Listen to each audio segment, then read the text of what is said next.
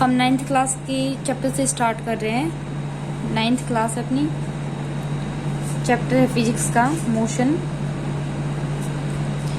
देखो मोशन क्या होता है, दो टर्म होते हैं यहाँ पे, एक होता है अपना रेस्ट और एक अपना क्या होता है मोशन।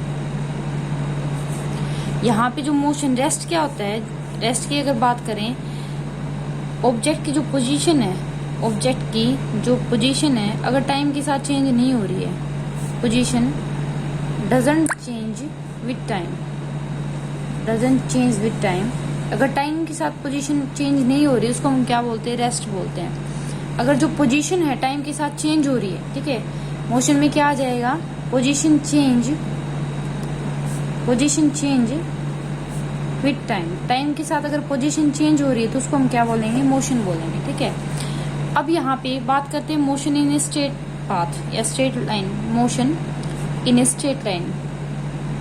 हम एनसीईआरटी के अकॉर्डिंग पढ़ रहे हैं यहाँ पे मोशन इन स्ट्रेट लाइन में। स्ट्रेट लाइन का मतलब क्या है, एक स्ट्रेट लाइन हो, ठीक है, सीधा पाथ हो, ठीक है। अब यहाँ पे मोशन को बताने के लिए अपने पास दो चीजें होनी चाहिए। एक तो यहाँ पे ओरिजिन, मतलब कोई भी एक रेफरेंस पॉइंट ले लेंगे हम, कोई भी रेफरेंस पॉइंट ले लेंगे जिसके रिस्पेक्ट में हमें देखना है कि हम कितना डिस्टेंस कवर कर रहे हैं, कितना दूर तक जा रहे हैं, हमारी पोजीशन कितनी चेंज हो रही है, ठीक है।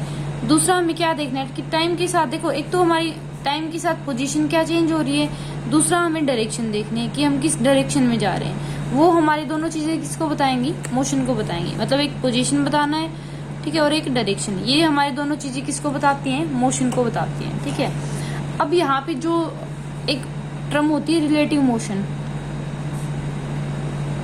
रिलेटिव मोशन में क्या होता है, मान लो कोई भी हम जैसे ट्रेन में बैठे हैं दो बंदे और एक बंदा बाहर बैठा है। अब जब एक दूसरे को, ये अंदर वाले बैठे एक दूसरे को देख रहे हैं, इसका मतलब क्या है कि एक दूसरे के रिस्पेक्ट में क्या है, रेस्ट पे। अब ट्रेन चल रही है तो भी एक दूसरे के देख रहे हैं, तब क्या है, रेस्ट में है। लेकिन जब बाहर वाला बंदा जो प्लेटफॉर्म पे खड़ा है वो इन दोनों को देख रहा है तो उसको एक कैसे नजर आ रहे हैं, मोशन में, मतलब ये क्या है, रिलेट हो रहा है एक दूसरे से, तो इसको हम क्या बोलते हैं, रिलेटिव मोशन, ठीक है। अब यहाँ पे अपने पास दो इंपोर्टेंट टर्म आती हैं, एक होता है अपना डिस्टेंस और एक अपना होता है डिस्प्लेसमेंट। डिस्टेंस क्या होता है, डिस्टेंस में क्या होगा, जो टोटल पाथ हम कवर करते हैं, टोटल पाथ जो हम कवर्ड करते हैं, ठीक है, वो हमारा क्या होता है, डिस्टेंस होता है। और डिस्प्लेसमेंट क्या होता है, जो शॉर्टेस्ट पाथ होता है, जो शॉर्टेस्ट पाथ होता है, ठीक है, स्ट्रेट पाथ होता है, जो शॉर्टेस्ट स्ट्रेट पाथ, उसको हम क्या बोलते हैं, डिस्प्लेसमेंट बोलते हैं, ठीक है। एग्जाम्पल से समझ लीजिए, जैसे मान लो ये मेरा घर है, मान लो घर से बच्चे स्कूल जा रहे हैं, स्कूल यहाँ पे 5 किलोमीटर है, तो वो घर से स्कूल गए, ठीक है, और वापस स्कूल से घर आए, तो उन्होंने कितना डिस्टेंस, एक्चुअली पाथ कितना कवर किया, 10 किलोमीटर कवर किया कि नहीं, ये 10 किलोमीटर मेरा क्या हो जाएगा, डिस्टेंस, ठीक है।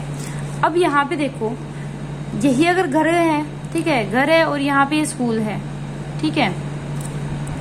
अब ये यहाँ से स्कूल गए, ठीक है, अब वापस यहाँ पे आए, ठीक है, तो यहाँ पे मेरा डिस्प्लेसमेंट क्या हो जाएगा, 0, डिस्प्लेसमेंट क्या हो जाएगा, 0, ठीक है। इस चीज को समझना, डिस्प्लेसमेंट क्या कहता है, डिस्प्लेसमेंट की एक और डेफिनेशन है, ये जो होता है final position, final position minus initial position. मतलब ये जो होता है कि हम स्टार्ट कहाँ से किया हमने और हमारी एंडिंग कहाँ से की है, वो जो गैप होता है वो हमारा क्या कहलाएगा, वो हमारा क्या कहलाएगा, डिस्प्लेसमेंट कहलाएगा। अब देखो मैं घर से स्टार्ट हुई थी और वापस कहाँ आ गई हूँ, घर पे आ गई हूँ, मतलब मेरी फाइनल पोजीशन क्या है, घर ही है। इनिशियल पोजीशन क्या थी, घर थी। सेम में से सेम को माइनस करते रिजल्ट क्या आता है, 0। जैसे हम 1 में से 1 को माइनस करते रिजल्ट क्या आता है अपना, 0, ठीक है। तो ऐसे ही हमारे यहाँ डिस्प्लेसमेंट क्या हो जाएगा, 0। मतलब जहां से स्टार्ट हुआ है और लास्ट में भी वहीं आके पहुंच गए तो डिस्प्लेसमेंट क्या हो जाता है अपना, 0।